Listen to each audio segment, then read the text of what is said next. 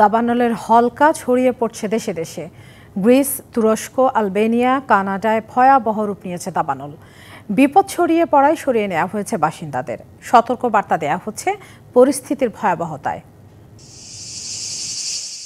গ্রিসে ভয়াবহ রূপ নিয়েছে দাবানল।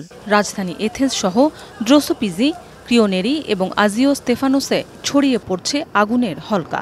পুড়ে গেছে আবাসস্থল, ফসলি জমিসহ বহু বনাঞ্চল। ক্ষতিগ্রস্ত এলাকা থেকে বাসিন্দাদের সরিয়ে নেওয়া হচ্ছে। একসঙ্গে 5টি বড় দাবানল সক্রিয় থাকায় সংকট আরও বেড়েছে। তাপমাত্রা 44 ডিগ্রি সেলসিয়াস পর্যন্ত উঠতে পারে বলে পূর্বাভাস দেওয়া হয়েছে। সপ্তাহ জুড়ে চরম তাপমাত্রার আভাস দেওয়া হয়েছে। দাবানল নিয়ন্ত্রণে ইউরোপীয় ইউনিয়নের সহায়তা চেয়েছে গ্রিস সরকার।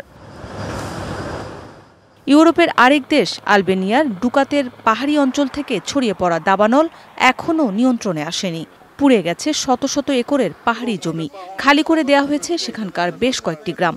আগুন নিয়ন্ত্রণে হেলিকপ্টারের মাধ্যমে ছিটানো হচ্ছে পানি। কয়েকদিন ধরে বনের আগুনে পুড়ছে তুরস্কের আন্তালিয়া প্রদেশ। প্রবল বাতাসের কারণে দ্রুত ছড়িয়ে পড়ছে আগুন।